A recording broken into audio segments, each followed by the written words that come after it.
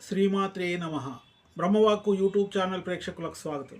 ఎవరు అదృష్టవంతులు? సిరి సంపదలుంటే అదృష్టవంతులా? కార్లు మేడలుంటే అదృష్టవంతులా? లేదా పెద్ద పెద్ద పదవులుంటే అదృష్టవంతులా? పూర్వకాలం ఒక రాజ్యంలో ఒక రాజు ఉండేవాడు. ఆయన రాజ్య వ్యవహారాలు చూడడంలో విసుగు చెంది తన మందిరంలోకి వెళ్ళి పాన్పుపై పడుకున్నాడట. ఎంత ప్రయత్నించినా నిద్ర రాలేదు. అటు ఇటు ఎన్నిసార్లు బొర్లి ప్రయత్నం చేసినా గట్టిగా కళ్ళు మూసుకున్నా నిద్ర రావడం లేదట. వెంటనే మంత్రికి కబురంపి పిలిపించాడు, విషయం చెప్పాడు. అప్పుడు ఆ మంత్రి అన్నాడట, రాజా, మన రాజ్యంలో ఎవరైతే ఎలాంటి దుఃఖం లేకుండా సుఖ సంతోషాలతో ఉన్నారో వారి చొక్కాను ధరించినట్టయితే నీకు నిద్ర వస్తుందేమో, ప్రయత్నించండి అన్నాడట. అనగానే ఇదేదో బాగుందనుకొని మారు వేషంలో రాత్రి బయలుదేరాడు. ఏ వీధిలోకి వెళ్ళినా ఏదో ఒక గొడవ. డబ్బు కోసమో, ఆస్తి తగాదాలో, లేదా ఇంకేదో అధికారం కోసమో కుటుంబ కలహాలతో, ఏడుపులు బొబ్బలతో ఏ వీధిలో చూసినా కనిపిస్తున్నాయి. చివరికి ఒక బీదవారు నివసించే వీధిలోకి ప్రవేశించాడు. ఏ గుడిసెకు తలుపులు లేవు. వాకిలిలో వాళ్ళందరూ గురకబెట్టి నిద్రపోతున్నారు. అక్కడనే గుర్రు పెట్టి నిద్రపోతున్నటువంటి ఒక బీదవాడిని పిలిచాడు, కదిపాడు. ఎంత చేసినా లేవడం లేదు.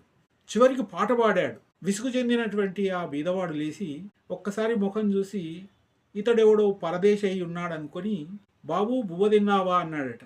రాజుగారు బాగా తిరిగాడు కాబట్టి ఆకలేస్తుంది, అవునన్నాడు. అనగానే తన గుడిసెలోకి తీసుకెళ్లి మరుసటి రోజు కోసం దాచిపెట్టినటువంటి రొట్టెలను పెట్టాడట. రాజు అవి తింటూ, మరి రేపు నీకు అన్నాడట. ఏముందిలే, ఉదయం లేవగానే నీకు నాకు సరిపడే రొట్టెలను తీసుకొస్తాను, ఇప్పుడు వీటితో సరిపెట్టుకొని నిద్రపో అన్నాడట. రాజుకు చాలా ఆనందం వేసింది. ఆ బీదవాడు ఎలాంటి దుఃఖం లేకుండా సంతోషంగా జీవిస్తున్నాడు. ఇతని చొక్కా అడిగి తొడుక్కున్నట్టయితే నిద్ర వస్తుంది కదా, అడుగుదామేమో అనుకున్నాడు. కానీ అభిమానం అడ్డం వచ్చింది. సరే, రేపు నేను మళ్ళీ కలుస్తానని చెప్పేసి తన మందిరానికి వెళ్ళాడు. బాగా అలసిపోయాడు కాబట్టి ఆదమరిచి నిద్రపోయాడు.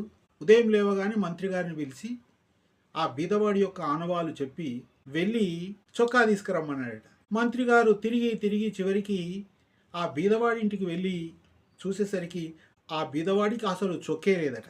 ఆ విషయం సాయంకాలం వచ్చి రాజుగారికి చెప్పేసరికి, ఏ పనైనా విసుగు చెందకుండా శ్రమించినట్టయితే తప్పకుండా నిద్ర వస్తుందని ఆ రోజు నుంచి ప్రజల యొక్క రాజ వ్యవహారాలను శ్రద్ధతో పూర్తయ్యే వరకు చేయడం వల్ల అతనికి నిద్రలేమి ఏనాడికి లేదట. ఈనాడు మనం చూస్తుంటాము, నిద్రలేమితో బాధపడుతున్న వాళ్ళు కోకొల్లలు. నిద్ర రావడానికి అనేక ప్రయత్నాలు.